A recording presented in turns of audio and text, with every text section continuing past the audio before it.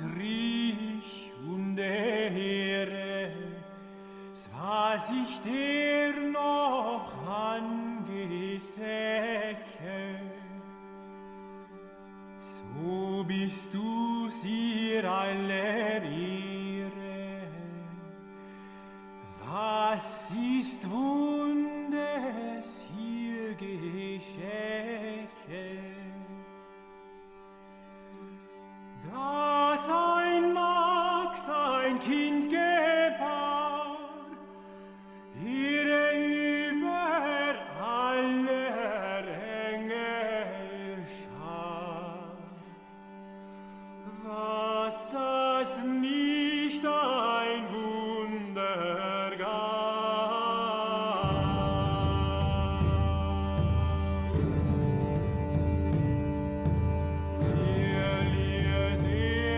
This is The New Right, a podcast for the lost arts, reclaiming the literary Holy Land from the heathen.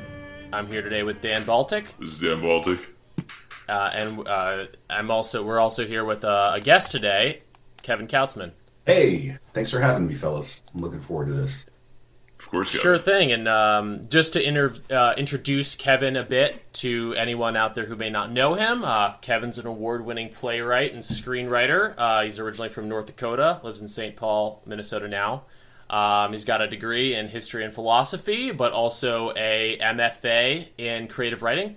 And he's the writer of numerous plays, including a fantastic new play called Moderation, which Dan and I watched a recording of a staged reading of in advance of the conversation today. And he's also the co-host of another great podcast called Art of Darkness with Brad Kelly, that on the subject of, what would you say, Kevin, the dark side of creativity, and each week you discuss a different artistic figure and their sort of dark side and how it fueled their work. Yeah, that's it. It's a podcast about the dark side of creativity, and we just did 2 episodes yesterday. We did like a year one recap with an actor friend of mine, Michael Backinson. He was actually, I think, in the reading Moderation that you saw. He's going to be in the... Oh, yeah. Yeah. He's great. Yeah, Michael's amazing. He's an actor living in New York. He's on one of those most recent episodes. We just went over the first year of the podcast to date. He's going to be in the next reading of Moderation, which is in association with the Blank Theater in LA. They do something called the Living Room series, but it's going to be on Zoom this year. So the only living room we'll be in will be whatever you stream it into. That's coming out early in December, and you can look for that at moderationplay.com. And yeah, Art of Darkness is at artofdarkpod.com, and the idea is we do an episode once a month. Each of us takes a turn. So Brad takes a turn, I take a turn. We try to do 2 a month, and we walk through the life of a creative figure, an artist, a writer, somebody who affected culture, and we focus on the dark side of their life, the things that maybe people don't know about or that make you uncomfortable to talk about. So we just did Disney last night with the great Blauergeist. So this weekend is a bit of a podcasting marathon for me. But yeah, here we are. Godspeed, Kevin. Yeah. Godspeed. Yeah, thank you. And yeah, Moderation. We're going to get into it, but we were blown away. That was an awesome play. And, we both have experience watching and reading and writing plays. And it you don't see a lot of plays like that right now these days. So, well, thank you. Our hats are off. Thank you very much. Moderation is a play about social media content moderators losing their minds at work.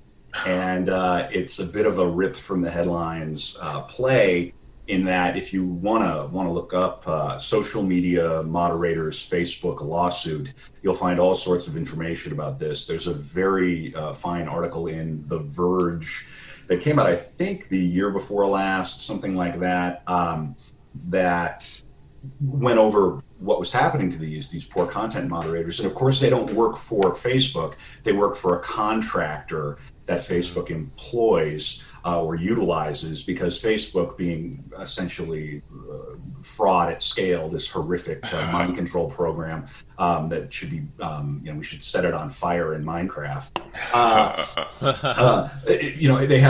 They lie about everything, right? So one of the things of Facebook is, our average salary is $250,000. Well, sure, if you're employed by Facebook, but they don't talk about the armies of content moderators they employ.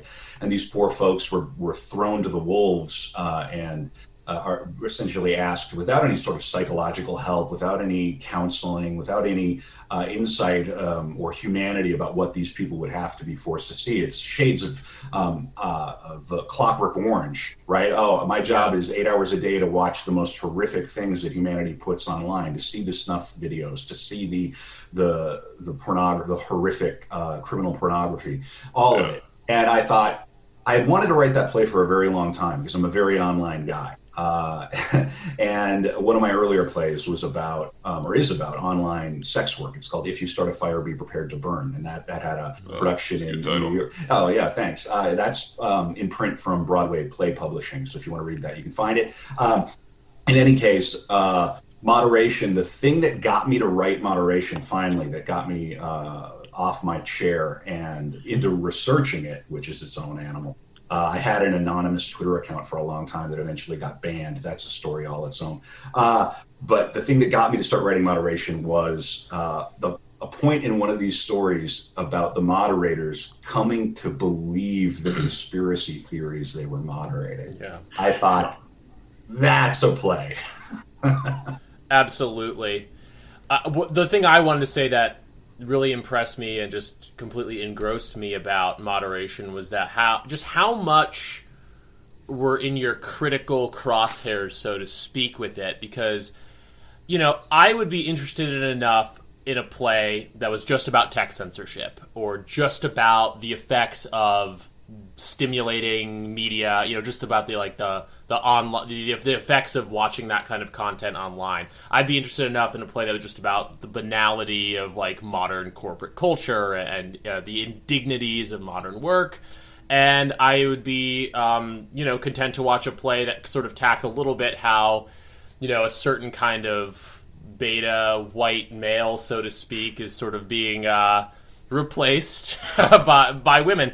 Or by other people who maybe advance a little bit more through means of affirmative action. But your play tackles all of that. So it's an hour and a half watching experience. I was really impressed just how much you were able to tackle in a way that didn't feel at all contrived. I mean, aspects of this play you talk about, there's shades of Clockwork Orange. They're forced to watch horrific content online for a massive corporation. Their eye movements are tracked, all their clicks are tracked. So it's almost like it felt like speculative sci-fi, but I don't know how much of it was science fiction. I think that it's pretty much right from the headlines. I think this kind of stuff is happening, both in tech, tech industry, which is very easy to hate, but probably even other industries as well. This kind of the indignities of the modern workplace. So, you were able to tackle so much in a set of given circumstances that are so real, and then move it towards such a great catharsis as well, which we'll get into. I call it the sort of Paul Schrader style narrative of a certain violence building up in an otherwise passive person. And yeah, that's mostly just the... Wow. What do you really think? I really appreciate it when you clearly engaged with the play, and it's all there. So I'm grateful. I only realized after writing the play that it is essentially the dumbwaiter is that play where they're waiting for the next thing to appear on their screens.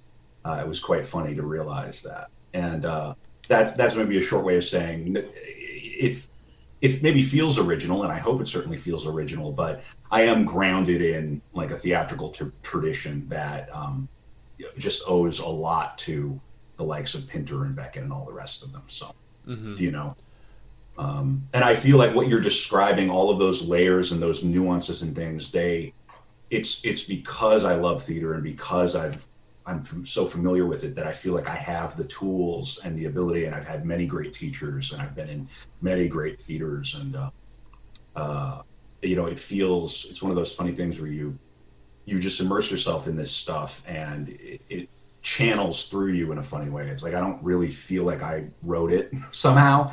Oh yeah, and I'm not being modest. It just feels strange. Yeah. Oh, good. Yeah, it feels very, very strange. And I wrote this in the before times. I was living in New York City. Yeah, I was living in New York City, and it's so strange. I've become very active in crypto. I'm very in this. As bad as this might be for my brand, I don't care.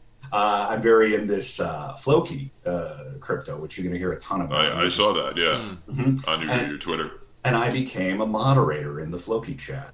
They made me a moderator. I'm a paid moderator in this chat room. So here is a strange case where someone writes this play and then lo and behold, they're doing the thing. It's very, very odd. I didn't even ask for it. They made, and we don't deal with quite the level of insanity that my characters deal with in moderation. But there are moments where someone will say, I'm going to kill myself. And we're sitting there in a chat room because they got hacked. Or they made a mistake, and we have there are some very special people in Floki chat who need some. I'm sure. Yeah, some kid love. So, but it's this strange art meets reality. Like art imitates life, imitates art. So here I am. What a bizarre world. Anyway. No, for sure. And as you said, you're also very online, and I mean, the corner of Twitter that I guess all three of us are kind of on.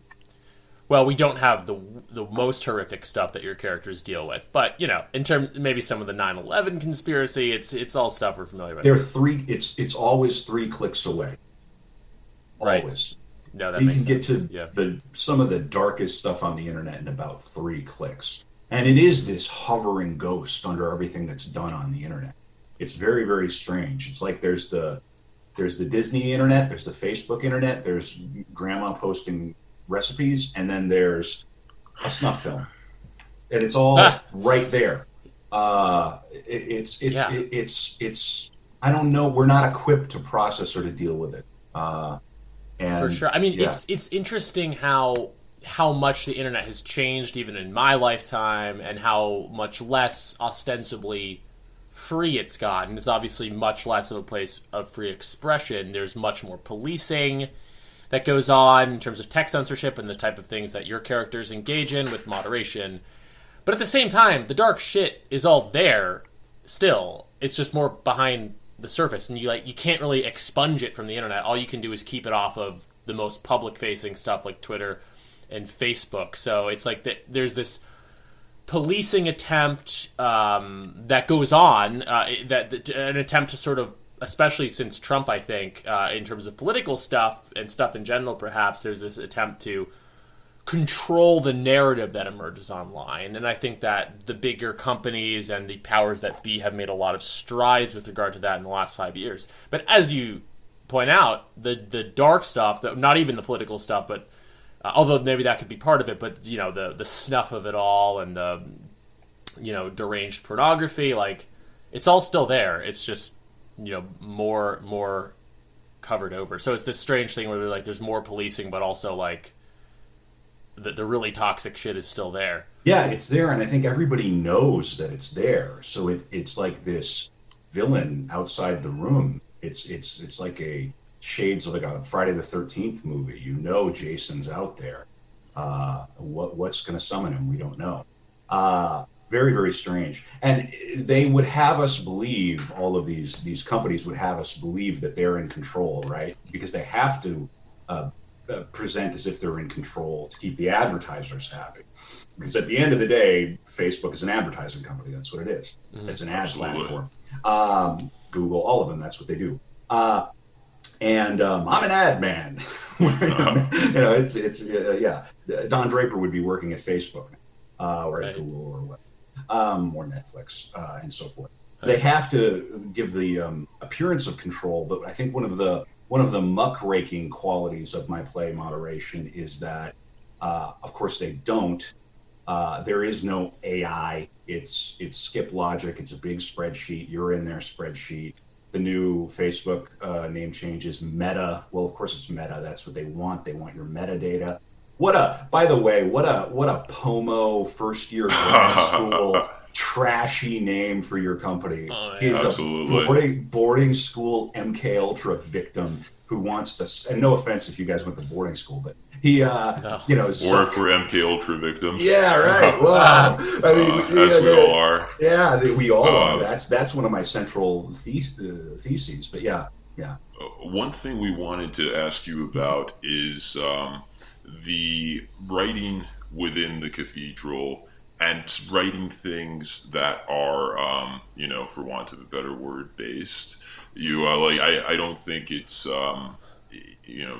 inaccurate to say that moderation is critical of lean-in feminism, is critical of the, indeed, of the cathedral, of this, superstructure of knowledge and promulgation of, fabricated narratives. And this is really, in some respects, I think, a deeply, I'm not going to say reactionary, but it's a right wing, and you could disagree with that, but take on, these topics. Get my crucifix here. But being able to write that in such a way that it is still, very much can be digested by mainstream audiences that's a difficult thing. And so, but that is something you need to do as a theater writer, because you cannot produce mainstream entertainment that is not essentially allowable by the cathedral's standards.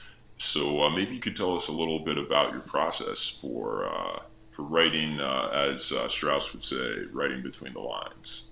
Yeah, between the lines is critical, and everything that Matthew was saying earlier about how the play is about all of those things and potentially even more. This is what, as a young writer, you often don't understand, is that I think it's a Miles Davis quote: "The music is the notes you don't play," something like that. Yeah, I think it's true of theater and of great writing. It's what's not there. It's what's not stated in addition to what's created. I think Don DeLillo does an incredible job of this. So yeah, it's about, in the theater, it's about writing a blueprint. I would love, hopefully, when we get back to, well, I don't want to say back to normal. There was no normal before. When things open up, I would love to see 10 different productions of moderation and see 10 different interpretations of the play. And I think a good play does that. And I will say, since we're getting Yarvin pilled here, I will say that I'm with the camp that has decided to call it the regime rather than the cathedral. I attend mass at a cathedral, and a literal cathedral here in St. Paul. And my son will be baptized there soon. And so, just as and you could call it the cathedral. I know exactly what you mean, but I appreciate that. Yeah, no, it's fine. I mean, there was a little bit of discourse that went around, on Twitter, and everybody agreed it's the regime. Let's call it that. But we know what we're talking about, the shorthand of it. And I'm not some sensitive trad calf, so don't like. No, I get what you're saying. I may adopt that. Yeah, it's a little bit like, maybe we should actually be heading into more physical spaces like churches and cathedrals and getting back to some of that. But that's a bit of a personal diatribe, I guess. No, I hear you. Yeah. It's almost like to call it the regime is more calling it what it is too. Yeah. By the way, like it's the cathedral's kind of coded. Yeah, nobody would like it if we Yarvin started speak. calling it the synagogue. They wouldn't like that. They wouldn't. Right. They wouldn't. You'd be, but this is the church is one of these big ancient groups that it's okay in America to still lambast and attack. And it is a delightful term, and I understand Yarvin is using it in kind of like it reminds me of Borges a bit. So it's a literary thing. Yeah, but what about the process? I wrote this play when I was living in New York City, and I had been working for this as I'm a web developer. I run a web development company. It's just a small company. I work exclusively with American talent. I made a good career doing that. I've also started to do a little bit of technical writing, but now I'm really hard into crypto, so that might be more of my focus in terms of like making money. I was living in New York City. I had been there for a number of years, and I had worked for a few years at one of these horrific consulting companies that does this flim flam, grifter, diversity and equity garbage. And I saw it from the inside. I saw the sociopath who runs this company, who's one of the most cynical people I've ever met. They're getting themselves mansions and flying first class or even private jets to go around and lecture Americans on equity and inclusion while they flit between London and Australia. They're not even Americans. And they use this country as a kind of a cow to bleed dry, to suck dry, tax cattle on a giant plantation. And I saw that firsthand. This is where the term bio break comes from. That was a real thing. It's used in the play. Oh my God. These lunatics would use that phrase. Now, I'm an Amerikaner from the Midwest. I speak a little bit of German. My children are learning German. It's my heritage. We came over here in the 19th century and then the turn of the 20th century. I'm from North Dakota.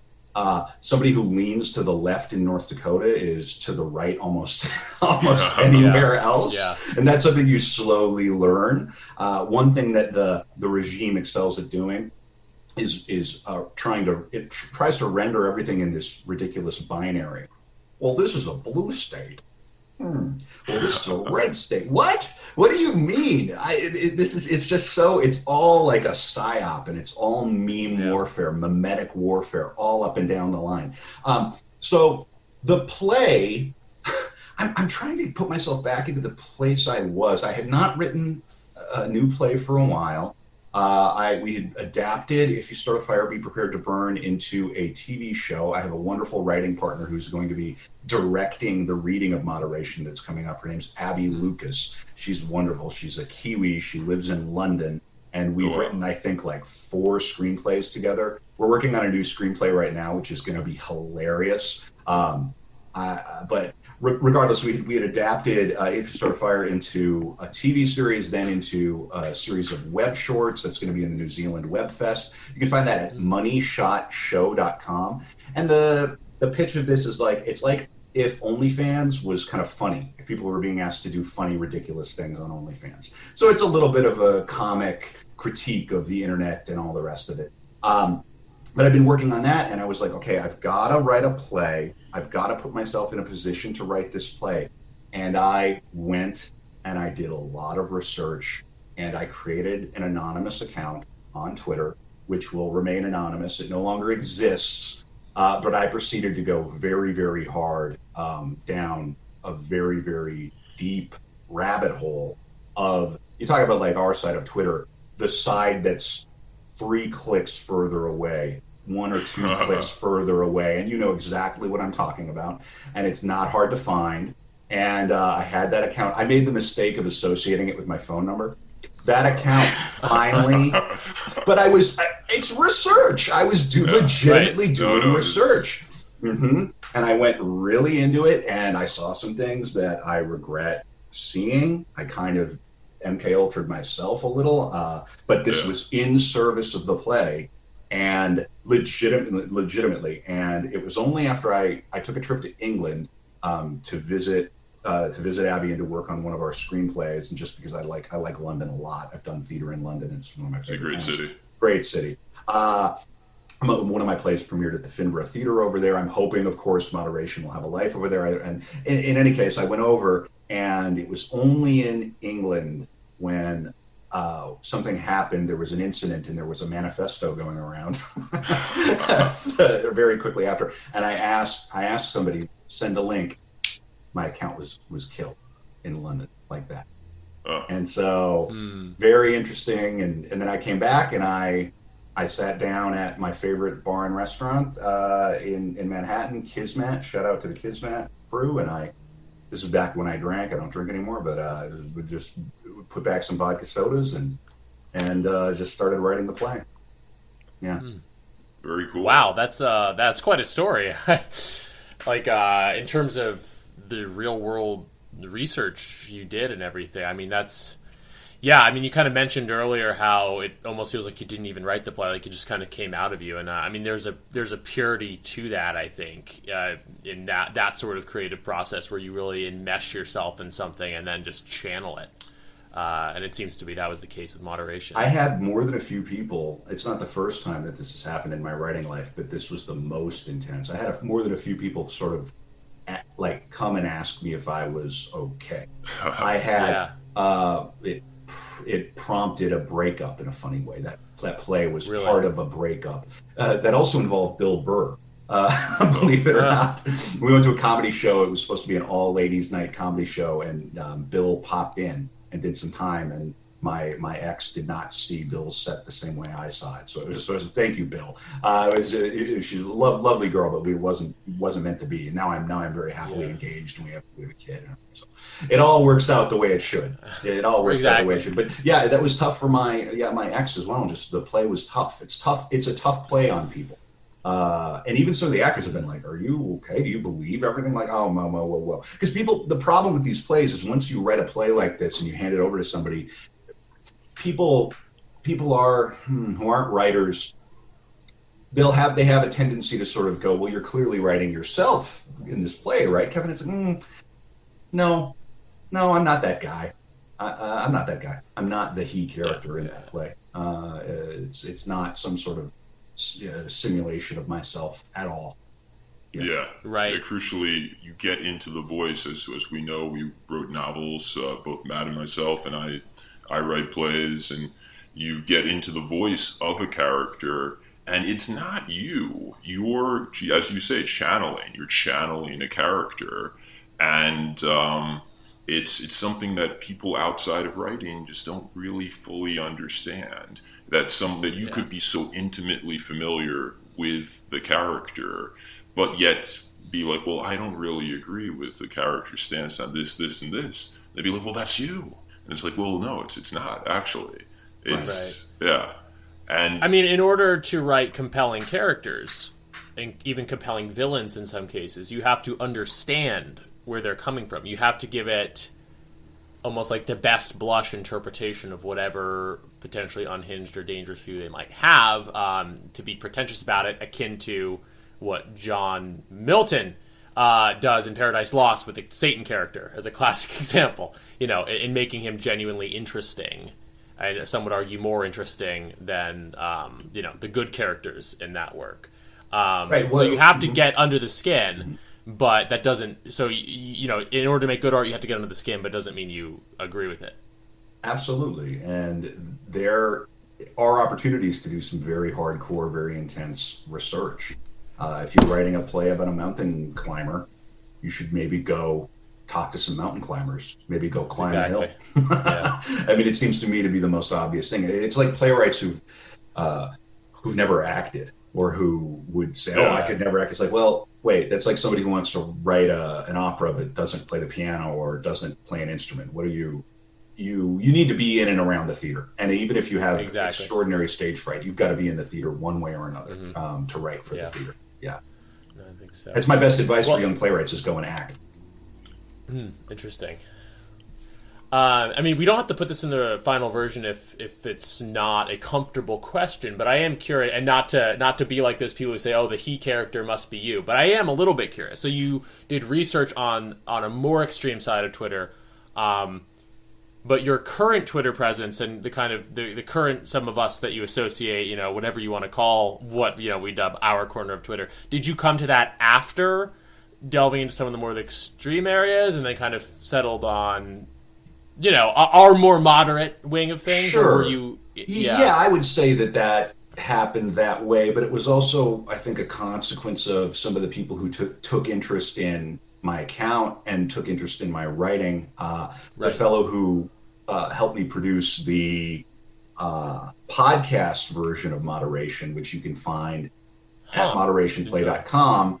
is itself taken from a reading that a theater company in DC did. The theater company is called Spooky Action. That was a very fine reading. It was the first Zoom reading. Spooky Action comes from a quantum physics term. They did the Zoom reading. Well, then this fellow found me on Twitter, and he's somewhat well known. Jeff Giese. I don't know if you know Jeff. Yeah. Yeah. And Jeff's a fabulous guy. Very, very smart. One of the smartest people I know. And I'm actually looking forward to meeting him in person. We're gonna hang out a little later this year or early next year. But he reached out and he said, "Hey, I'm interested in art. I want to do something creative. I'm here to help produce." And so we both agreed. We both come from a bit of a tech background, so we agreed, let's find the MVP and get something out there right away. And so what we agreed to do was take the moderation reading from Spooky Action and adapt it into a podcast that we could release. So we hired a production company. They took the audio, they added some effects. And so you can find that's on all the platforms here and there. Oh, awesome. Mm-hmm.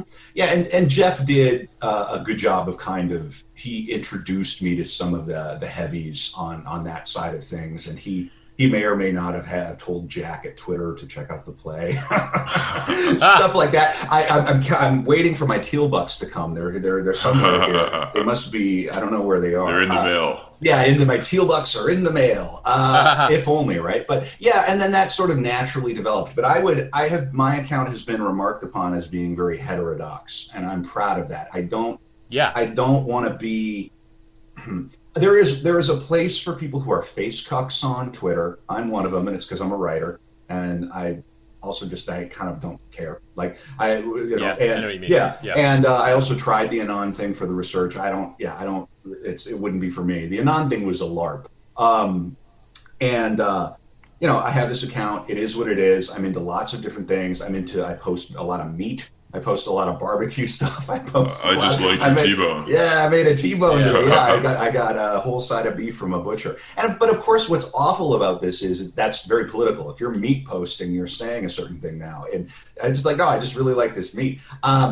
Meat, crypto, writing, the podcasting, kind of weird Twitter, like the Blower Guys side of Twitter. I just love the weird fringe, cool, strange, magical side of Twitter. All of that. The accounts that there are certain.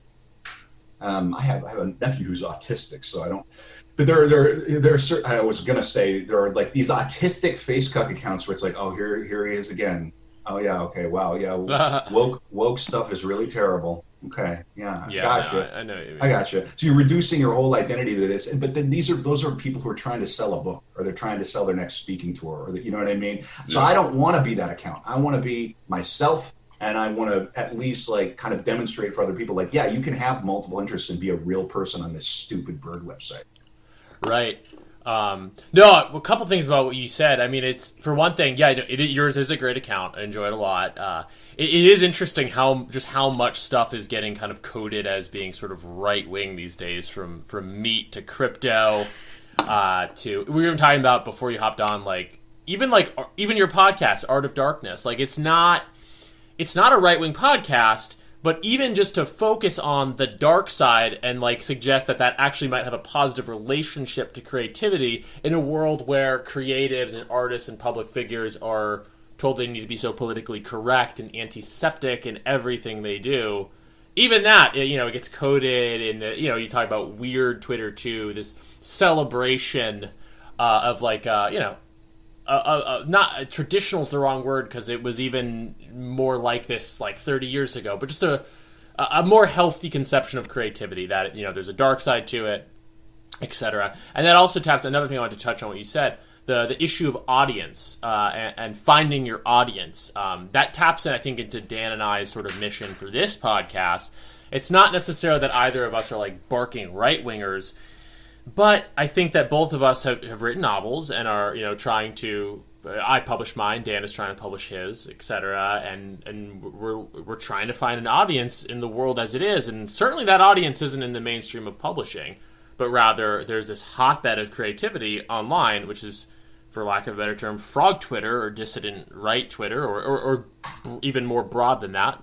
It's just anybody who doesn't want to be the NPR tote bag crowd. Yeah. Is just anyone who's not in the regime or of the regime, you're on our side. If you're not in that place, well, by default, you're in our place. And that ties into something that I wanted to hone in on, which is the way you wrote Moderation. And it is similar to the way I wrote my novel, in that it could be taken by people who are in the regime to be like, oh, this is critical of those who would be critical of the regime, and they can see what they want into it. Whereas the other people who are, maybe have a point of view that is more similar to your intended point of view will see it and see that this is a portrayal of, in your case, in Moderation, him, he, a sympathetic portrayal of a guy who's cracking under the pressure of all of these societal forces.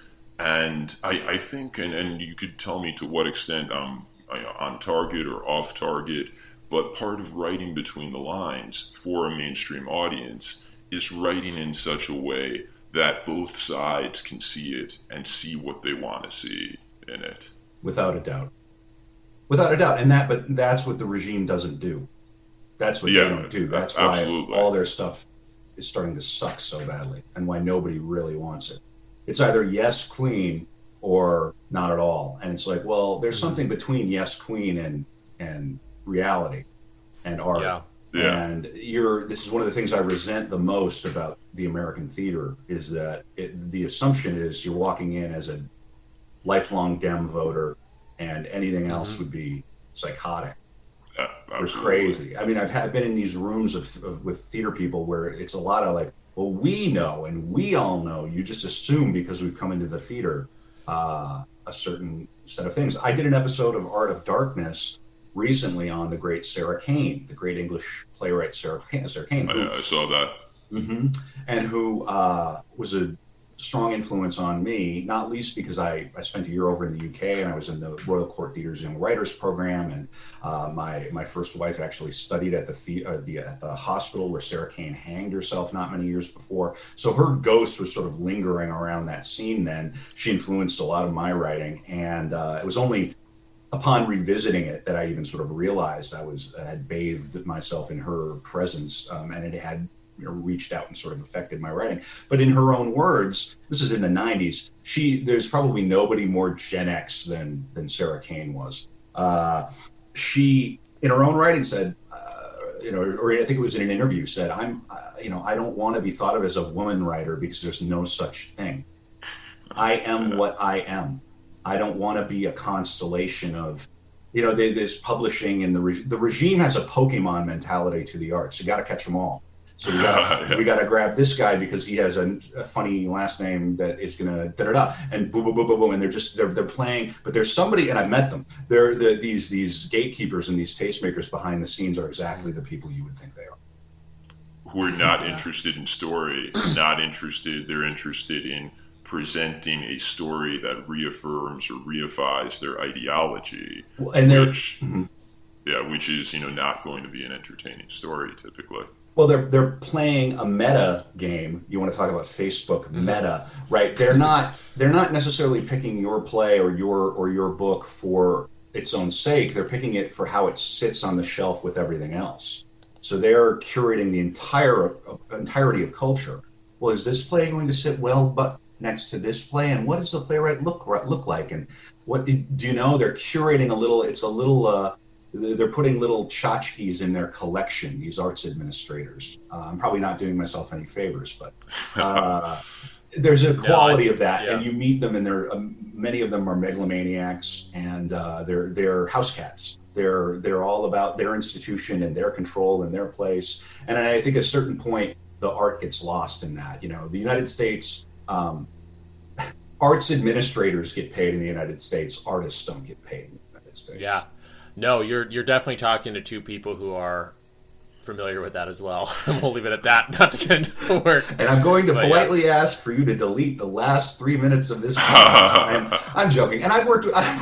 Please leave it in. But I've worked with wonderful people at these institutions too, and I've had some incredible opportunities as a consequence of the writing. But we all know that there's this subtext happening, and there's the frogs, right? They're boiling and boiling and boiling and boiling, and you can feel the culture moving and feel the gatekeepers clamping down and making, adding more control and excluding certain people because of some sort of bizarre agenda, which you're not privy to, or you're not even allowed to utter, but it's there and as clear as day to everybody. But as soon as you notice it, you're some sort of schizo, reactionary lunatic who needs to shut up and go away. Yeah.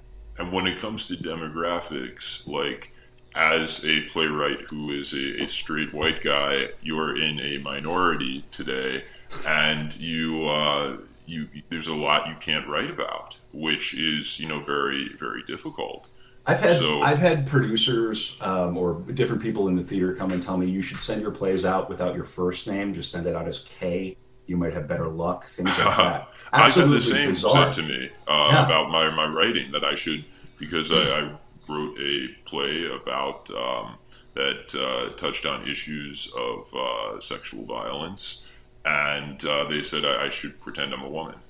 This is it's so insane. It's so crazy. It's like, read the play. Why do you need me to sell the play? And it even had a progressive. The death of the author. It essentially had a moral that dovetailed with their own thinking. But it doesn't make any. Yeah. Even that wasn't enough. It's so strange. Yeah. I think I can put myself in their mentality, but ultimately, finally, I cannot, because I'm not a bigot. Yeah. Right. No, it's one of these things. Like, there's a lot of instances in which I totally understand the other side. I can understand the logic of communism, for example, even though I'm anti-communist.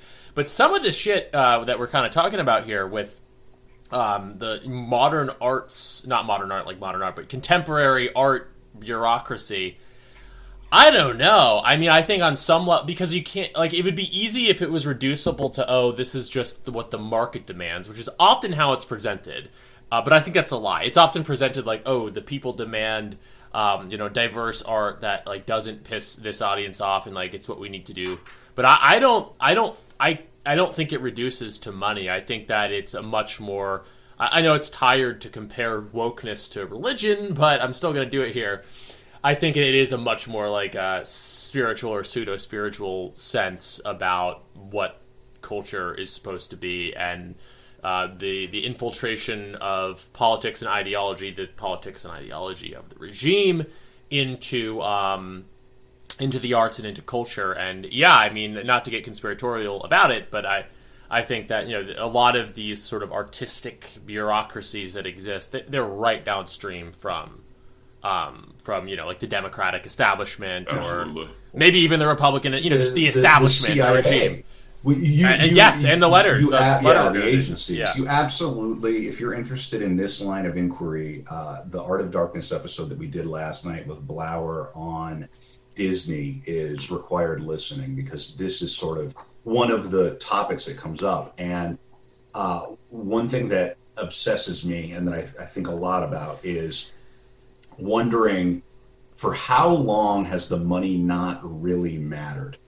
Because the way the regime presents everything is that these decisions are driven financially, principally. But I think at some point we crossed a transom, and the money, we know they just print the money. It's a fugazi. Right. It's all flim flam and make believe. And I think that if you look back at the history of Disney, you can see very specifically in World War II, when Disney became a wing of the government. It quite literally did in World War II. It produced the most media for the United States government at that point. And if you read these books if you read the books on the mouse in World War II, they'll make it, the public-facing story is sort of like, well, gosh, it was so hard, and they tried so hard to get Disneyland made, and they had to mortgage everything, and I strongly suspect that these stories are covers for deals that are going on in the background. Disney was probably brought into a smoky room at one point and said, look, we're going to give you a sizable chunk of Florida. You'll get whatever you want here, here, and here. I'm not, quite. No. Yeah, that sounds. Blauer talked about how the takeover of Orlando and that region was executed in a similar way to the way that they prevented a communist regime from taking over in Guatemala. They used the same playbook for Disney World as they did in Guatemala. So this is not so. You're telling me that at the same time that the Disney company was the propaganda wing for the United States government, they were having financial problems. I don't buy it. I don't believe it. Okay, well, I'm going to listen to that. That sounds absolutely fascinating. I know a bit about Disney. Well, we don't need to turn this conversation. It sounds like you already had the conversation, so we will listen to it and recommend that our listeners. I do a mean Mickey Mouse too. You can hear me on the podcast. Oh, okay. I started out a little shy, but by the end, I was doing Mickey. I'm not going to do it for them. I'm not going to do it. No, yeah, you got that. You got to listen. I got to warm up. I got to warm up to get into Mickey. And you got to keep certain perks for your own podcast. I'm allowed to do Mickey because I'm a quarter Irish. Right. You're not allowed to do Mickey if you're not Irish. Exactly. But not to comment directly on the Disney stuff, but to go back to the issue of money and is it about money? The other thing that it's important to at least touch on in a cursory manner is the manufacturing of taste, because I think that it's not about with the decisions of like what gets greenlit, what gets made, what gets presented, what gets boosted. It's not all about money. But I'm also not so optimistic necessarily that like, if only we made base stuff, it would get an audience. I do think there's a considerable degree to which these institutions and the media of it all and the immersiveness of the internet and the way that they have us by the balls and the Facebook of it all, the metaverse of it all, the way that this stuff surrounds us and that we can't escape the regime. They do, I think, manufacture people's tastes to a considerable degree too. So sometimes it's like, people want this diverse Marvel content, for example, and, I do think people go out to see that, but I also think that there's a considerable degree to which these companies are, at this point, able to totally manufacture taste as well. So that's a little bit blackpilling, I suppose. No, but aren't they already weaving in entire Mandarin subplots into some of these Marvel films that only screen over in China? This is my understanding. Yeah. So we're into something else entirely here. This is a carnival-esque kind of thing. I do have the pleasure of tweeting occasionally with Walter Kern, and he'd be an amazing guest for your show. If you could get Walter on, that would be amazing. We should try. Yeah, he just did Tucker, so he's quite a get. But he's such brilliant writer, very sensitive, and I'm very simpatico with him on Twitter, which I'm strange to find myself living this way, very bizarre. But he's a wonderful man on there, and I just really appreciate his account. He's very real, and I think he lives in Montana, so I'm sure there's some of that. But I tweeted at him at one point about how Twitter is a hall of mirrors. It's a hall of funhouse mirrors that presents itself as a public square. All these companies present as the public forum. They are nothing. They are not at all a public forum. Your account is singular to you. I think they have their hands way more involved in what's throttled, what's not, what gets boosted, what doesn't, than anybody would be comfortable accepting. And if you just look at what's trending on Twitter. Mm-hmm. Sure. It's always. Sometimes you still see something slip through the cracks where it's like, this actually might be trending. But a lot of it is like, people are talking about how bad Trump was. People are talking about how wonderful. Yeah, it's like hashtag P tapes. It's like, it's 2021 and crime is out. I'm talking about, what are you doing? Yeah, for sure. I have a concept for a political podcast that I may do at some point if my crypto gains are enough for me to never worry about getting destroyed. Godspeed. Please wish me luck to the moon, or as we say in Floki, to the moob. That's the whole thing. Shout out to Hydrode in the Floki chat. I'll let him know. I'll let Floki chat know about this episode. If you suddenly see a bunch of accounts with like horns and Vikings and shilling Floki, that you'll know it was this. Great. But they're a great community. It's really actually fun. Yeah. What was I talking about? Oh goodness. The political podcast. I like the idea of doing a show called it'd be like the dystopia box, something like that, and it would be the Twitter trending and the LinkedIn trending. These hell boxes that sort of tell their own sort of horror stories. Every day you wake up, what new fresh hell does Silicon Valley have for us today? And you go on LinkedIn and it's like, workers are quitting at a rapid pace. Amazon is wants your blood. It's just this horrific tabloid level garbage that's thrown into our. The other thing Twitter is an interactive tabloid. But I thought a political podcast that would be quite fun would be to do like a daily. 5 days a week, you just open up those two things and just run them down with sympathetic. Oh, it's a great idea. It'd be fascinating, wouldn't it? It'd also be really easy because there's no shortage of stuff to talk about. Sorry, Dan. You already do those tweets occasionally, I think. Oh, yeah. It is very funny and very, compelling because it's right there. It's, did you know that Joe Biden is the best guy in the world? And did you know that Kamala Harris is the smartest woman in the world? Unbelievable. And all of that stuff. Oh, I mean, and poor Joe Biden, my theory about his administration, I'm calling it the Wicker Man administration.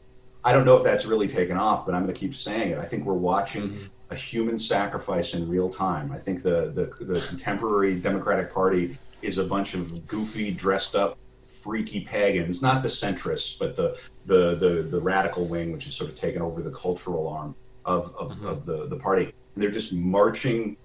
They love the theater of this senile, potentially demented old white man on public display, literally falling apart every single day in the most public way possible. That's what they want. It's a feature, not a bug. He stands in for the old, tired white America that means well, and he's a Catholic, and he was Obama's second. It's horrific to watch. Apparently, they're saying he pooped himself at the Vatican. God. They're saying he had a bathroom accident at the Vatican. That's one thing that you can always use as a how to say this. The most elite wing of the regime's mind control kitchen cabinet, the people who really pull the strings when it starts to trigger basic Freudian stuff.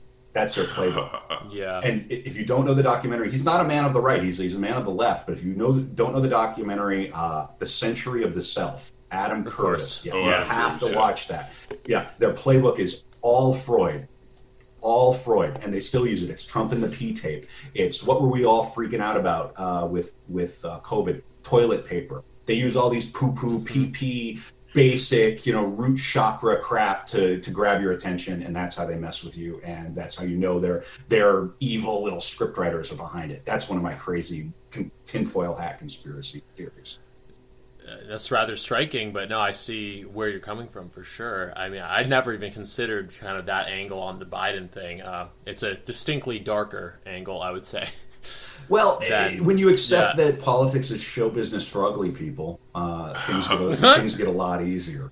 I'm nominally a Catholic. I'm a cradle Catholic, and I felt nothing but scorn and revulsion when Biden, when they installed Biden, and that's part of their program. They need to make something that as complex and as great and as historically rich as the Catholic Church, and put a corpse in to go to the Vatican from America. That's very much what they want out of this. I mean, he is really only the second Catholic president in the United States history, and of course we know what happened to the first one. So we're watching an empty suit parade around nominally as a Catholic. It's all theater. It's all mind control. I'm talking myself into a hole here. Yeah, this is where the moderation stuff comes from too. I do hold many of these opinions. I just have I do like to think I have a bit of sophistication about it. So nobody has to worry about me. Yeah, no, I mean crucially, Biden, like there is that sick element. But also there is, he is a vessel through which they sell the regime ideas, which are, truly hateful and, ideas that many people would find, like if Kamala Harris said them, they'd be like, "What the fuck? No, we're not." But when like old Joe Biden says like your kid can have hormones because it's like that's something that goes over somehow. It goes over okay. I mean, not okay for many people. I don't know. I don't know that it does, and that's obviously a loaded issue. I would just say, what if Joe Biden is a burner presidency? What if he's a burner? Yeah. No, like a burner phone. No, I get what you're saying. Whether by purposeful conspiratorial installation of a burner-style president or not. I would say functionally that is what he is. I mean, people. I'm not that old, but people who were alive, like in the 70s, Carter. Carter, but also on the Republican side, Gerald Ford. Who knows anything about Gerald Ford? I mean, he's the guy who took over after Nixon was impeached or resigned. So he's one of these style presidents that I don't think is going to be remembered fondly or negative. Well, he'll be remembered because of the strike, the rather notable times during which he came to power. But as a president, he's, as you say, kind of this burner placeholder president. I think the narrative that's going on is for the left is Obama was in office for 8 years. He inherited a mess from the bad guys. The good guys didn't get in. We suffered under Orange Man.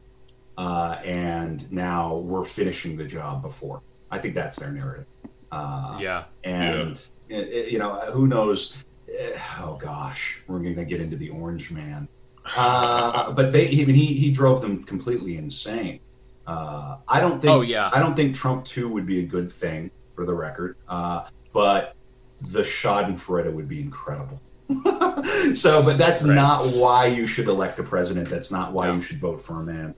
But nevertheless, there is a certain amount of like pure animosity between the two sides, where it's like you just want to see the other side suffer, and that's terrible. Certainly, they have it with us. Oh yeah, they feel the same way. I mean, they hate you and want you dead. They want your kids enslaved, and they want you poor and broke and owning nothing. And they're selling you some sort of weird dream of like a Scandinavian and Northern European style socialism, but none of the programs ever work out. The middle class just continues to get gutted. One of the things that I say is American liberalism is vaporware. It never arrives. It's just we don't have health care. We don't have. It's just worse. Everybody agrees Obamacare is terrible. Your kids are going to have things worse than you, but we gotta try to vote for Bernie. Like what? Like, anyway. Well, to bring it back to moderation, I mean, I think this isn't too much of a tangent leap here. I think ties very much into politically what you're saying. One thing I was thinking about is, so as you said, moderation is a play that could be open for interpretation, as all great art is. We could say it's right of center on certain issues, but you could also have a sort of more anti-corporate, left-wing, or in an economic, classically left sense reading of the play. And not to sound like a fucking Jacques Derrida guy talking about readings of the play, but you get what I'm saying. Sure. There's different interpretations of the play. Yeah. One thing I talked to Dan about this after we'd seen the play and we were preparing the notes for this. And also, one of the interesting things on Twitter, and this corner of Twitter we're talking about, is that it's not just right-wing Twitter. It's also associated with, the Red Scare crowd, Amy Therese. Post-left is another one of these dumb terms that who knows what it even means. But I'll just say post-left, dirtbag left. It's the combination of those two things, certain left-wing considerations economically and certain right-wing considerations socially, so to speak. And I don't remember if the word dignity and the concept of human dignity is brought up explicitly into play in moderation, but I think that the concept of human dignity is rather operative when we're talking about what is the connection between some of these economically left-wing people and some of these socially conservative right-wing people. What brings them together, I think, is a concern with people, just normal people's ability to lead a dignified life. And there are certain economic, corporate, capitalistic threats to that, and there's also a hell of a lot of sort of socially progressive threats to that. And I think that moderation, rather than being ideological, it takes a look at two characters who are in a line of work that compromises their human dignity to an extreme degree. Talking about bio breaks and having their eye movements tracked. And I guess just politically, you talk about the vaporware of American liberalism and how it never it's this. That's what's so insidious about it. It presents itself as the party that is going to defend that basic dignity. We're always going to be increasingly. We're always going to be Sweden in 4 or 5 years. If we just vote for the right guy, we're going to be Sweden in 8 years. But without Swedes, we're going to be an extremely diverse Sweden. Suddenly, yeah. No, so it promises that, but never delivers upon that, and instead is beholden to all these kind of shadowy interests. And then, the Republican Party is not great either. But at least it's not quite as shadowy in right. The Republicans are the guys who tell you they want to bend you over. They just tell you. Jesse Kelly's getting a lot of heat right now for his tweet about how he's going to kick his son out when he's 18. Pull yourself up by your bootstraps. This is the normie right sort of conception of America and of the reality of it. And in a way, he's brave to come out and say it because he knows he's going to get all sorts of heat. But it's a bit of kayfabe too. I mean, he's just sort of, is that how you say that word? That's a word that's going around. I quite like it. I mean, it's going into my lexicon. But that's our conservative. When you're going to pull yourself in, it's just like, are you living in the same reality as I'm living in? Like, what are you talking about? I guess if you're part of the National Review panel and you're on a trust fund and you grew up on the Upper West Side of Manhattan and you conceptually think the GDP going up is going to save us out here in flyover, I can understand this, but I mean, boy, that's not how the world works at all. So not helpful. The right doesn't have a very good narrative right now. Right. Yeah. And it needs a new narrative, and I think, not to be too grandiose or glib about it, but it plays like moderation. It approaches that idea of, just what it's like to be a human and just a normal average human working a job at this particular point in time in history. And, you diagnose the problems, and again, there's certain left-wing, more economic considerations. There's a lot of more socially conservative considerations about how these characters are just totally atomized.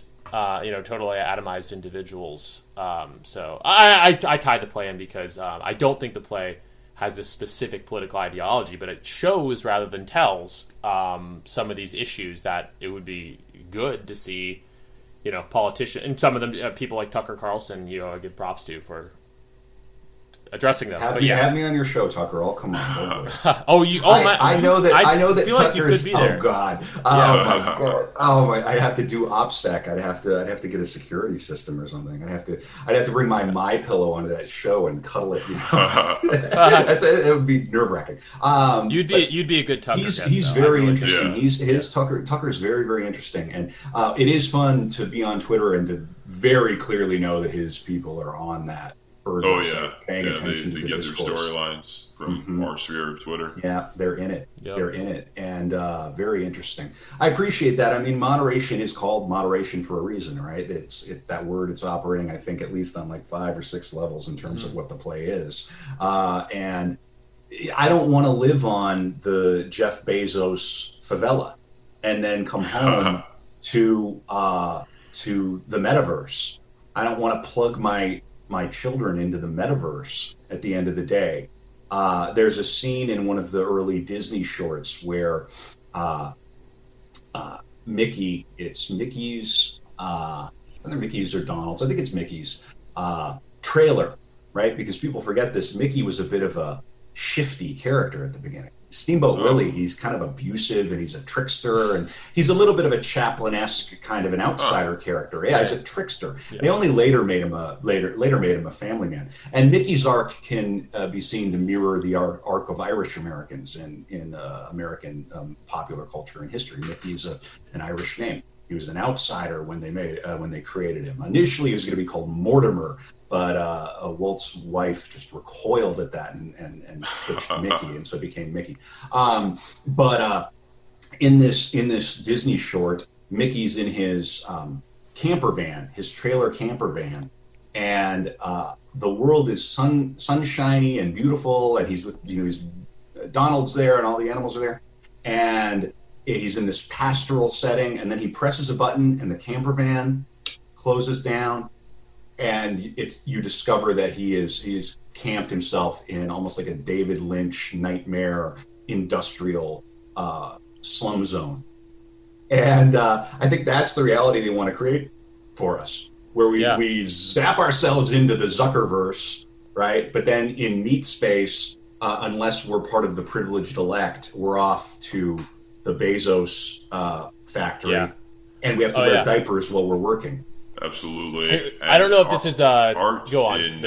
In this world, in this world of this regime mediated existence. What do you think is the difference between the type, and drilling down specifically into theater?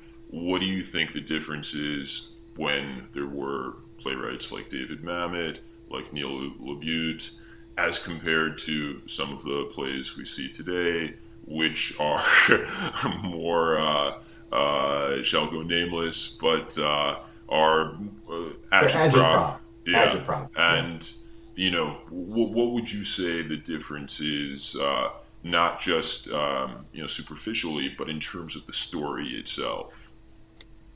Well, they'll tell you themselves. If you go into the graduate programs or you read their writing about theater and what theater should do, many of them they're just Marxists. They're just communists or crypto-communists. And it's in their writing, it's in what they study. And they really believe things like the hero's journey is some sort of patriarchal expression of systems of oppression. And so we have to move away from these stories about single heroic figures doing heroic things. That's their thinking. We need to show more social innovation. And yet they always sort of come back to the great man's story. They can't help themselves. But in the case of, and let's just take all the racial questions out of this, but in the case of something like Hamilton, you're still watching a play about one of the founding fathers. You're still going back to the re-edification of this regime's founding mythologies. The difference between those things and, not picking on Hamilton specifically, but the difference between those things and, Mamet or LaBute or whatnot it's the quality of the air that's left in the play for interpretation. You could even throw Sarah Kane into this, an atheist, lesbian, English female playwright. These plays have enough room to allow multiple interpretations, and they're not purely polemical. They tend to be in conversation with the very nature of what theater is, which then in turn is in conversation with the very nature of what our humanity is. You cannot. I went on Forest of Symbols recently, which is another fine podcast. If you're not familiar with him, you should check him out. And we talked a lot. Yeah, talked a lot about theater, and he led with this idea that he was sort of initially sold that film and television replaced theater. We don't need theater anymore. And I came back with my argument that, if you want to understand Western civilization and the roots of film and television and how we conceive of the self and of the individual, it's inextricably bound with theater. So I would just say that the great plays interrogate our humanity, and your humanity is so much more than whether you voted for Joe Biden or Donald Trump. Yeah. I actually had a thought on with regard to theater versus TV and movies, and with regard to moderation. One thing, I hadn't seen a play or read a play in a long time before watching Moderation this past week, and one thing and this might hinge on a broader topic that I think Dan and I wanted to bring up. The one really striking element in Moderation is how a lot of the play is between, dialogue between a man and a woman. But when they are not having dialogue, what you see is them giving a first-person present narration on what they're seeing on their screens as they are moderating, Facebook, or not, it's not Facebook in the play, but, social media, and seeing these horrific things like beheadings, and you get the thing, they say things like, I am watching a beheading in a desert, and it's a very close first person present on what they're seeing and how it's affecting them. They just kind of say it in a way that's really interesting. And for me, that was a reminder of what theater can do that movies, it's not that movies and TV can't do it, but you just don't see it as much, which is it's a more interior medium, so to speak, in general. There is kind of meta TV where people break the fourth wall and stuff, but like, more so in theater, you really get these soliloquies that really show the interiority of a character. So, just another thing I noted as a power that theater can have is kind of the language. If we feel like we are in this skirmish or this war with techno-capital, and techno-capital is prohibiting us from expressing ourselves, theater is an extraordinary place to do it. To still do it, because it does not take a heck of a lot of money to write a radio play and to produce a radio play. It doesn't take a lot of money to do a reading of a play and to put it on Zoom. It doesn't take a lot of money to rent the space down in St. Paul here and put on a little play when compared to a proper film production, much less like a television type production. So theater has a way, this sort of punk poor theater that I admire, this black box theater has a way of punching above its weight. And the tradition and the techniques, that's really when I cracked the play open. That first person, I realized, oh, that's going to work. I'm always trying to write my plays in such a way that, two or three people, somebody running the soundboard and a couple of actors on stage could run a very, very bare bones production of moderation. You wouldn't even need a set in theory. You could do this in a park, and if an audience was really engrossed, I think you could get the play across. And film and television, you can't do that. To what extent do you think the future of theater is the future of the theater that we care about, not the theater that is, consonant with regime propaganda, the theater that is actually telling a story that is engaging, that is thought-provoking? To what extent do you think the future of that is in this kind of guerrilla theater, this dissident space where you're doing radio pods, you're doing Zooms, you're doing, to what extent is this the wave of the future? Yeah, I think it's a little strange because we obviously I did not write moderation to be done on Zoom. I don't think anybody had written their plays prior to the happening, the great flu.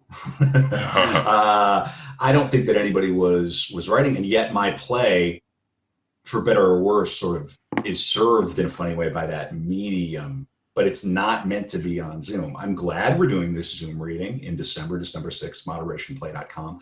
I'm glad that it's happening. It's nice that people are taking an interest, but it's meant to be live and real and in person. And in fact, that's the meaning of the play, is that you have to sit with these characters in physical space. And I can't wait until it gets a world premiere, hopefully at one of the most fabulous theaters in the world, right?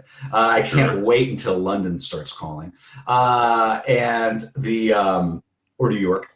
But I can't wait until opening night or press night and it's over and everybody whips their phones out, There's this sort of, that tension lives inside of that play. Now, to answer your question, I don't know, because we're all reeling from it. In a funny way, 2020 worked in my favor because I'm a very online guy, and a lot of people who hitherto would have been more normie types, like a little less online, were driven online.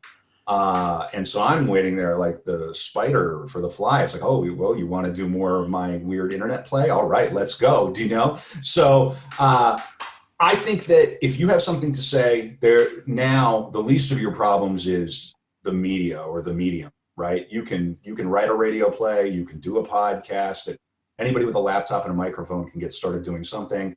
I don't think that you can ever crush this spirit of dissident, fringe, aggressive theater. When you think about Sarah Kane, she would be accused of being a leftist at the time, left-leaning, but it's neither here nor there. She was dumping these plays into the middle of Sloane Square in the most Tony part of one of the most Tony cities in the world, and throwing war zones onto the stage and forcing these people, some of the wealthiest, most well-heeled people in the world, to sort of confront the darkest side of humanity. And what a truly transgressive, truly wonderful theatrical expression. We'll always need this. I think about Václav Havel and how he became the president of the Czech Republic, having started as a playwright. And, you know, America will never be like a theater first country. I talk about this on Forest of Symbols. You know, we think in terms of film and television. I'm writing screenplays. I've got some some screenplays that I'm quite proud of, and hopefully one day we'll be able to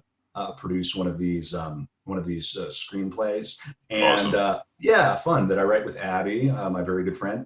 But I just think as long as people want to get together in a room and see theater, there's an opportunity for us to sort of kind of jam the crowbar into the culture and make just enough room so we can start to breathe. And then I think you'd be surprised how these things start to have an effect, almost like a magical effect with a K. You reach one person, you change the world. And I think that what we do with theater has the potential to be as impactful as something like Squid Game. Even though everybody's talking about Squid Game, what effect really does it have? And absolutely, yeah. Do you think that there is a path from this kind of dissident space back onto Broadway at some point in, I'm not going to say the short term, obviously that's not the case, but, you know, maybe there's a few stops here and there. There's, you know, an independent theater company in, say, you know, in Minnesota. And, and from there, like, you do see rumblings, not necessarily in the theater industry, but you do see rumblings online. Like I know that the writer with the Twitter handle Lomez is trying to do a fiction and I think poetry contest, and for the type of fiction that can't really be published today. And I think that, you know, theater should be part of the conversation. That we should have. Absolutely. I think you're talking about passageprize.com. Yes, exactly. You got it better than I do. Yeah, and which I just heard about on the Bird website. You're absolutely right. And if we cede, and this is part of the problem that the right in America has, is that they've ceded the cultural territory almost entirely for 50 years, and it's absolutely a crime.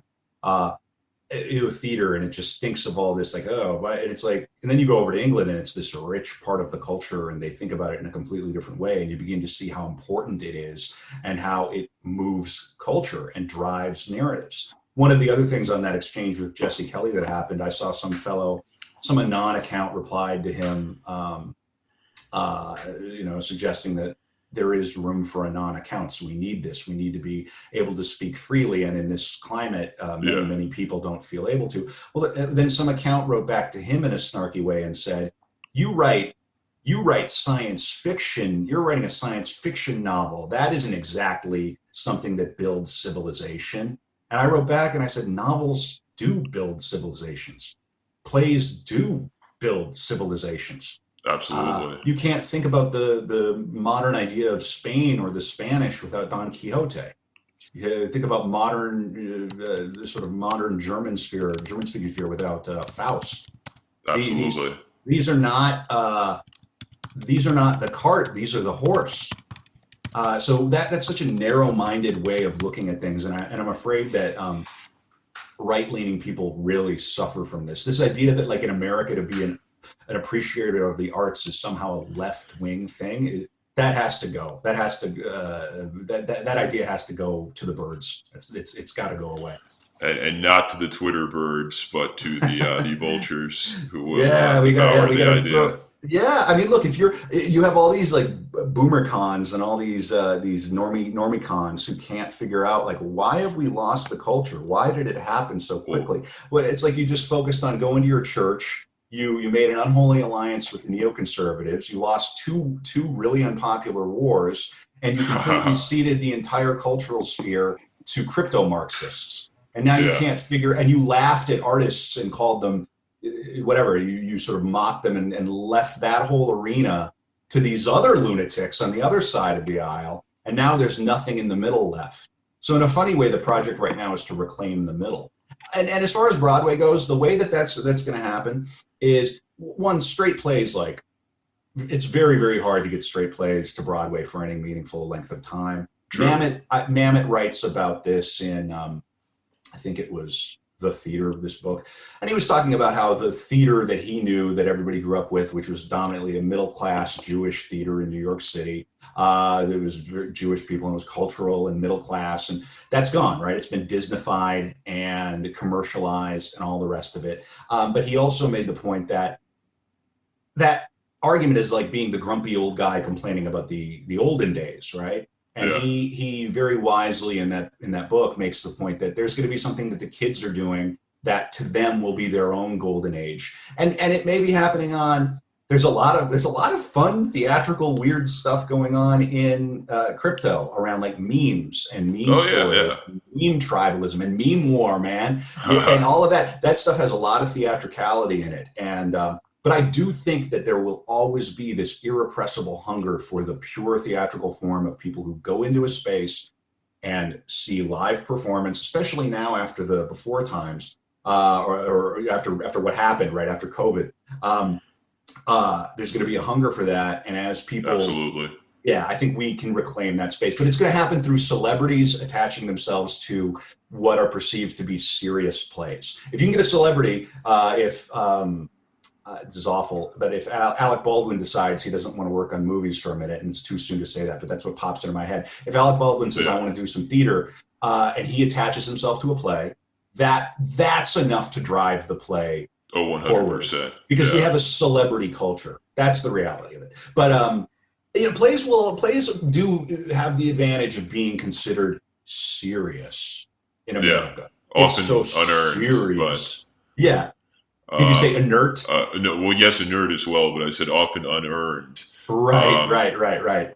And when it comes to the right or the center or whoever is not regime approved taking back this space, I have a feeling it will not be Ben Shapiro's musical. So he supposedly wants to write a musical. Does he? What does he want to write? I don't know exactly. I heard it, mentioned somewhere. Yeah. And I mean, and that more generally, I find if you approach normies or what have you about dissident art, what they will come back with is, Ben Shapiro's production company or something of that nature. And it's It's like, that's not what we're talking about. Right. It isn't necessarily. I like the idea of like Internet Grifter the musical. That would be really funny. That would be great. Yeah. BoomerCon the musical. Hey, and look, if that production company is looking for scripts and wants to do something clever and interesting, shout out. I'm not, reach out. True. Slide into my DMs. My DMs are open. Yeah, I don't know. I think this stuff has to emerge naturally, and the culture that we've created and that we're a part of online, this new vernacular, all the new slang, all the fun terms, the way crypto dovetails into everything, the way that frog Twitter dovetails into everything, and they have these like interlocking pieces, is delightful. And our challenge, I think, in many ways, it's very similar to Walt Disney's challenge. I've got Disney on the brain, you can tell. But our challenge is to bring that vision that we have of the world in digital into the material world. And I think that theater is very explicitly that. So if we're in this bird website ghetto talking to each other, that's important. And that samizdat, that's important. We have to do that. We have to pump each other up. We have to support each other. We have to let each other know you're not alone. You're out there. You're experiencing this same bizarre thing that I am, and you're not atomized. You're a part of something. This is one of the things that meme coins do a very good job at. If you buy a meme coin right now and you get into the Telegram chat, you can immediately become part of this community and this tribe and feel like you have a stake in it. And people are hungry for that experience. The musical I want to write, and I talked about this on Forest of Symbols, I want to write Killdozer, the musical. That would be awesome. I want to make a musical about Marvin Heemeyer. I want to do a musical number where he's in his hot tub in Colorado, in Granby, Colorado, and I want God to do a duet with him about how he can make the Killdozer. That has built-in merch. It has a built-in audience. And look, Book of Mormon. True. Very, very good. Very intense. Very much not cathedral media, not regime media. So I think there's room for it. And if anybody wants to help me put together and produce Killdozer the musical, reach out because I have some ideas. We may be in touch with you on that, Kevin. Yeah, do it. And Book of Mormon, crucially, that it would be another example of where you have a popular musical that is critical of or pokes fun at the right from a writers who are sympathetic. And I think you kind of need to, and that's kind of what I did in my novel. It is a satire of a figure on the right, and made up figure, not a real person. But in order to actually access something that's a sympathetic portrayal, like you have to have sympathy for the person. And I don't want to put words in your mouth, but it sounds like you do have some sympathy for Mr. Killdozer, and you would do him justice in this play. Look, Marv Heemeyer is a fellow who looks like he could have been a distant cousin of mine from South Dakota. And I feel like I know this guy. I feel like I grew up around the milieu, such as it is, that this guy comes from. And much like Marv, I too moved from one of the Dakotas to a more purpley state. I didn't move to Colorado, I moved to Minnesota. And the politics are wildly different, the cultures are wildly different, but it's in the same region and you kind of sound the same. So and nobody's going to give you the lay of the land. Nobody's going to tell you this is how we do things out here. They're going to let you fall on your face a million times. That was very much my experience in Minnesota. I'm sure I was awful too. You're a young man, you're flailing around, you don't know what you're doing. But Marv went to Colorado and he just never fit in, never got on the right side of the right people in that town of Granby. And he was, what do they say on Killdozer Day? It was a one man pushed to his limits, pushed too far. And I like the idea that he wakes up in limbo. And he has amnesia. He doesn't remember why he made the Killdozer. And Ronald Reagan is there Ronald Reagan is his Virgil to remember why. And Ronald Reagan is feeding him hallucinogenic jelly beans. It's just an idea. I don't know, but how cool would an outlaw country industrial metal musical about the Killdozer be? I can see it in my mind's eye. This is great. I want to see it in the what's a big theater? The Broad, I think the Broad. Something I don't know. I got to do it. My writing schedule right now is funny because I'm finishing a screenplay with Abby. The screenplay is called Doug Must Die, and this is about a would-be life coach who moves from L.A. Her fiance gets eaten by a shark. She moves from L.A. It's comedy. Like you do. Yeah, like you do. Gets eaten by a shark. Yeah. She moves from L.A. to Austin, Texas, to become a life coach. Her guru invites her out there to be, a full-time life coach, and her first client turns out to be an agent of death who works for the IRS but doesn't know that he's an agent of death. So it's called Doug Must Die, and then the life coaches start dying one by one, around her.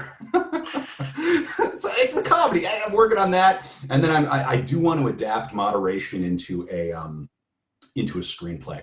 I've got a buddy out here who's just.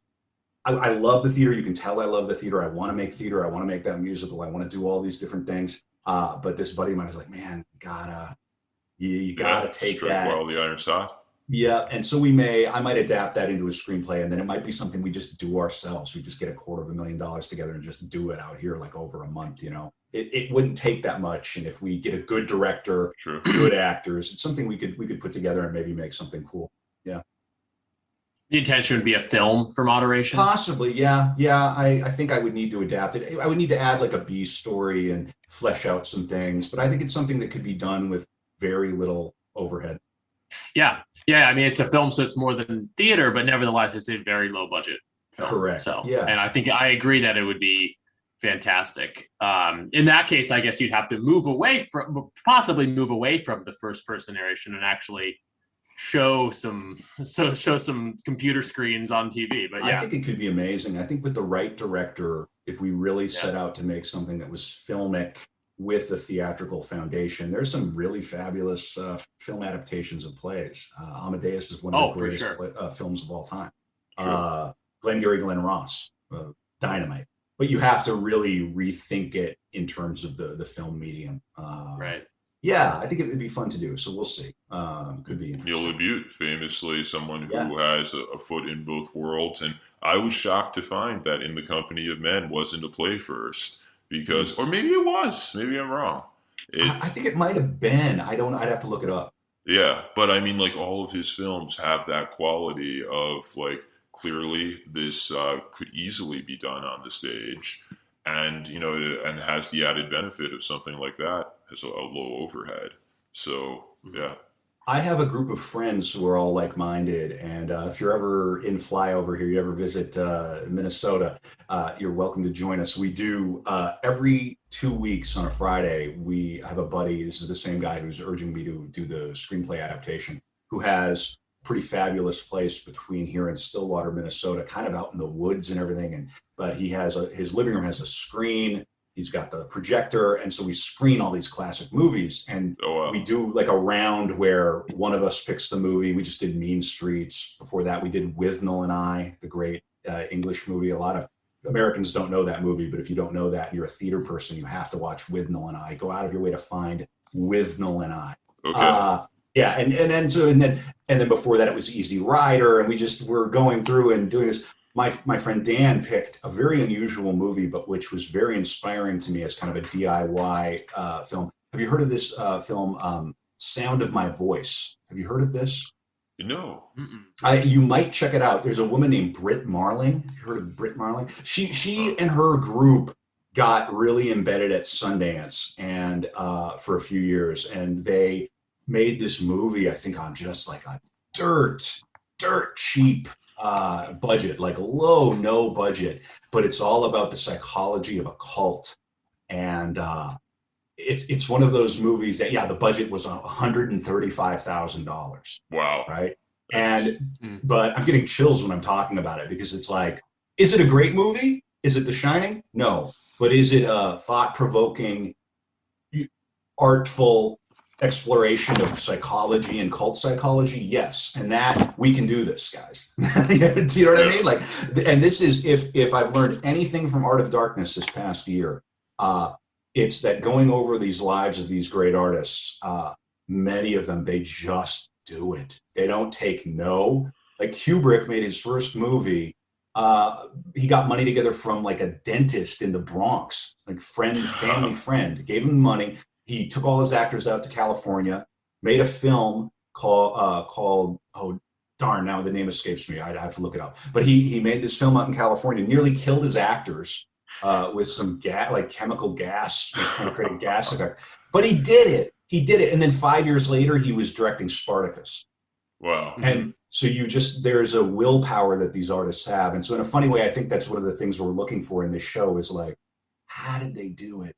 Oh, they did. They just did it. They're not waiting for these administrators to anoint them and do it. They had to. It was just in them. And I mean, I think that to an extent is what unites all artists, because like as Matt and I were talking, many times, producing art, it's not something that necessarily really serves any real benefit in your material life, but it serves a spiritual benefit. So it's like, well, if we spend X amount of time doing a podcast, if we spend X amount of time writing a novel, will this ever make us any money? Doubtful. But will this be something that we like doing and have fun doing? Of course. And will this be something that we have to do because we have this vision and this voice that, like, I would never. It sounds try hard or whatever, but I wouldn't be happy in my life if I never wrote that novel. I just had to write it. Yeah. Yeah. And I think when you feel that need to do it, I think that's how you know it's something good. Yeah, exactly. Absolutely. What's the novel called? So it's called Nutcracker. I describe it as a modern day Confederacy of dunces. Cool. Hence my asking about a Art of Darkness pod for John Kennedy Toole, because I'm a fan, and I kind of thought, like, well, who would Ignatius J. Reilly be today? He'd be some edgelord in Brooklyn who's like, totally, unable to interact with people socially, and is, some sort of incel, et cetera, et cetera. And he'd be like a once every 4 months guest on Cumtown. Yes. Yeah. Drag this onto the podcast. Yeah. Yeah, the butt of a Nick Mullen joke. Yeah, Nick Mullen. He's one of the funniest people alive. Absolutely. Yeah, Funny. Nick and Sam Hyde. Mm-hmm. Mm-hmm. Yeah. Podcasts are great, and the resurgence of comedy as a reactionary medium or a reactionary art form is really outstanding. Like, jokes are right wing now. What? Right. It's just like, what are you talking about? That's how you know you're on the wrong side of things, when humor is like too much for your side to handle. It's like you really got to just unclench your asshole and kind of relax a little bit. I just saw Doug Stanhope at the Mall of America. Fantastic. Oh wow! I love Doug. Oh wow! Yeah, we were walking to get dinner, and if you've ever been to the Mall of America, I'm not pronouncing it correctly because it's the Mall of America.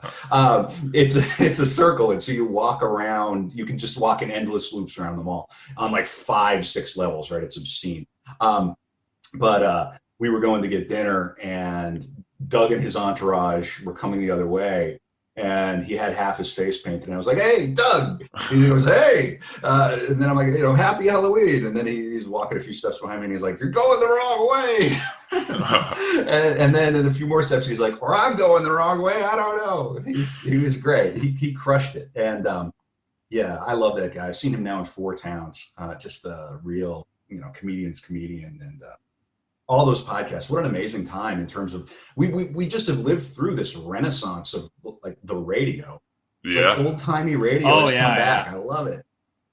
No, that's a whole nother topic. I mean, some people say there's too many podcasts, and when everyone is making a podcast, I sort of get why they say that. And yet I really, really believe in the medium. I mean, starting perhaps with Joe Rogan. I don't even listen to that much Joe Rogan, but nevertheless, he's kind of one of the one of the more mainstream progenitors of this. It's a medium where you really go in depth with the guest, as opposed to everything else in the culture, with the internet, but even the way TV has pretty much always been, is these quick sound bites. And I think podcasting, it's kind of a rebirth of a certain kind of radio. And it's for people who actually like more in-depth, intellectual, one-on-one, in depth is the main concept here, beyond the superficial. For people who like that content, I think podcasting has really been a way to take some of that space back, so to speak. Yeah, I think Rogan is a phenomenon, obviously, and incredible. And he's the bro Oprah. He's the bro Oprah. Oh yeah, that's a good one. Yeah, Bro-Oprah. He's the bro Oprah. And good. We needed it. We need that. He's clearly fulfilling some sort of a need, and acting as a kind of mirror. And I I don't tune into him regularly, but if there's a guest who comes on who I want to hear from, if there's a sensational episode, I'll definitely tune in, and it's free. I mean, talk about populism, talk about reaching the masses, and absolutely. Yeah, big fan. And look, I would never get discouraged. I mean, we make fun of ourselves a little bit sometimes about, I think we talked about this on the recap episode of Out of Darkness. It's like, it was the beginning of 2020 and we decided there weren't enough podcasts where a couple of guys talk. You have to have a sense of humor about it, right? And these things operate on the Pareto principle. It's like anything else. You don't have an audience, then you break through and you do something right. You find a format, you find a need. And even if you don't break through to the level of a Rogan or even like one of these tier 2, if you can find your niche and again move people, what more can you ask for in this world? Yeah, absolutely. Finding your audience, finding people who want to hear what you want to say. Like as a writer, that's what you dream for. Yeah. I like that you fellas are making room for this too, because again, we have this, I think maybe Matthew, you had checked out briefly when I said this, but I told Dan earlier that it's just so bizarre that the idea that to be like a supporter of the arts in America is seen to be somehow like a left-wing thing. It's so strange. What a bizarre way of seeing the world and of seeing politics. And so we've got to change that. We've got to 100%. It needs to at least be value neutral, not some sort of, That definitely a part of our mission. And before we wrap, and I do apologize. My computer just froze and I had to do it was a whole thing. So I didn't mean to check out. My handler got to you. Exactly. They shut me down. He's saying too much. But he's talking about the mouse. Matt dispatched him, though, as you can see now that he's back. Situation neutralized. But,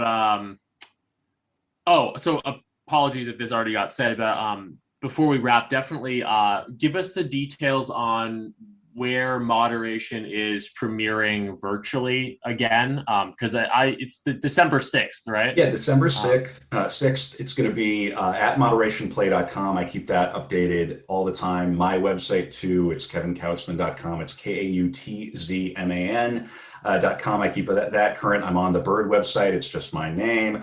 But the details for the moderation reading are at the Blank Theater's website. You can simply Google that. Or again, if you go to those websites I mentioned, it's there. It's the kind of the number one theatrical thing I have going on right now. And we're doing something a little different with that. We're going to begin rehearsing for it soon. It's going to be a Zoom reading. It will not be a live, we will be streaming it, but it will be a pre-recorded event that we're going to create. And so it's not just going to be people at music stands reading the play. We're going to try to do something that's a little more elevated with it.